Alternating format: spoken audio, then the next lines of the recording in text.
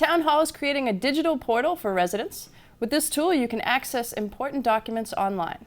At Monday night's planning board meeting, Town Planner Paul Halkiotis shared details of the technology initiative coming to town. One of the things that we've been working on for over a year that I haven't said a word about is that we are one of several departments in the town that are going to be going live with an online permitting process.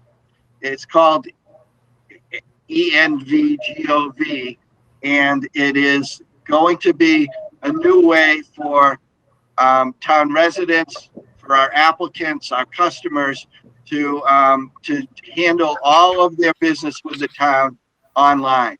And so this is something that we were working months ago with the consultants on developing custom software just for us, just for our department and how we operate.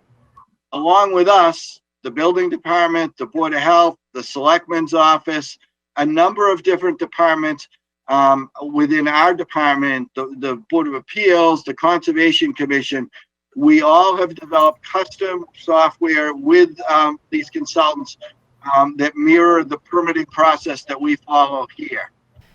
Earlier in the meeting, the board continued a public hearing for developers creating a subdivision of single-unit homes on Union Street.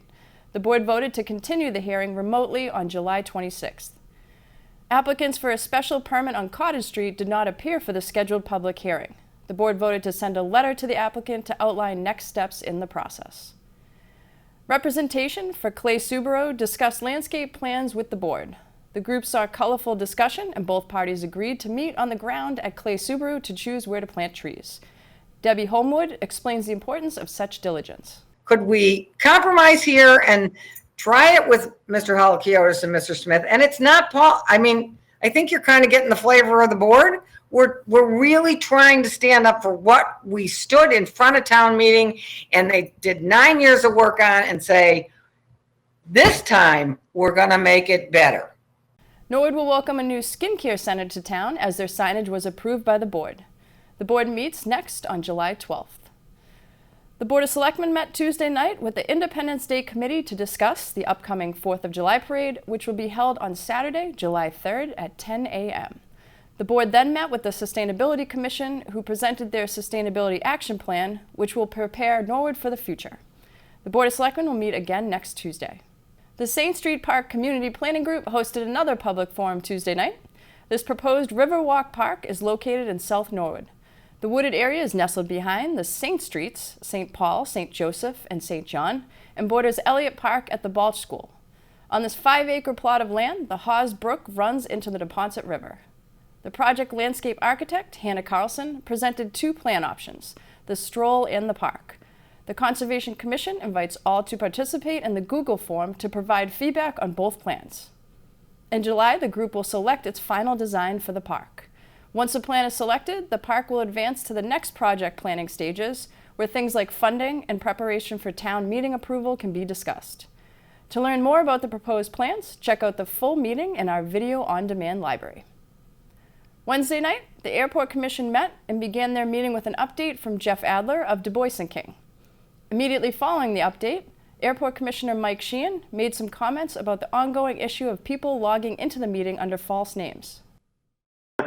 As you've probably been watching the screen, we have these juvenile cowards who continue to put things up. Fire Sheehan, Fire McGuire's Top Gun.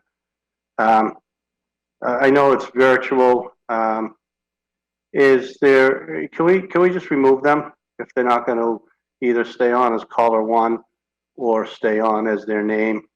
Because I'm not going to continue to subject myself to this juvenile behavior. And if we can't, I'm going to make a motion to adjourn and have a motion and schedule a meeting that is in person. Obviously, someone just went on. Shan is a coward. This juvenile, unprofessional, cowardly behavior. I'm tired of it, and I think everyone else is. So my question is, Mina, can we remove those people under the law? And if not, then, Mr. Chairman, I'm going to make a motion to adjourn and ask that the meeting be rescheduled, and that now that COVID has lifted, have it a live meeting, and these cowards can show up and attempt to play their juvenile games.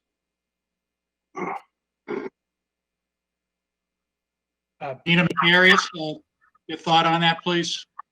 Sure. Mr. Sheehan, I wouldn't recommend removing someone if they're silently putting up a name like that. I think they may have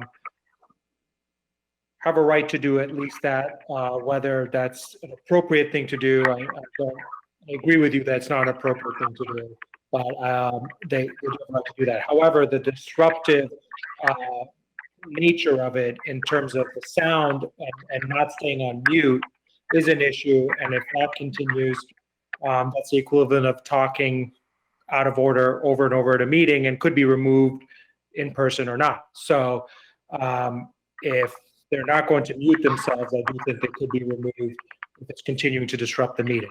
However, just a name, while I agree with you that it's inappropriate, is not a basis for removing it. After a brief discussion, the Commission voted to extend the FY21 permits for 30 days until their next meeting. The Airport Commission will meet again in July. The Conservation Commission met in hybrid format at the Senior Center. Members addressed a few long-term agenda items. The 2 public hearings appeared to discuss potential revisions to the Wetlands Act. Discussion later turned to the fee schedule and conservation land use. General concerns include the use of land drones and accumulation of trash. Commissioner Stephen Washburn noted that he doesn't want to create too many restrictions. I don't see any harm in wanting to be informed about someone's intent to have a gathering or an event, but I don't like the idea of collecting a fee. I don't like the idea of restricting access to the site during the event to others. I think that, again, being informed to be able to let someone else know that calls, like a perfect example like you provided, oh, just an FYI, you can feel free to use the space, but we did get notified of a child's birthday party or something that will be taking place. If that affects your decision or planning at all, maybe, maybe not. But I would be very hesitant to look at charging people money, because I think with that, I would have the expectation if I'm paying any amount of money to use a space that it's going to be exclusive access to that space. Now you're going to have people on the site arguing with potential people that have no idea what's going on, trying to say that they have exclusive use. I don't like it at all. The Conservation Commission will meet again in 2 weeks. For complete government coverage, tune into the NCM Government channel or watch on demand at norwoodcommunitymedia.org.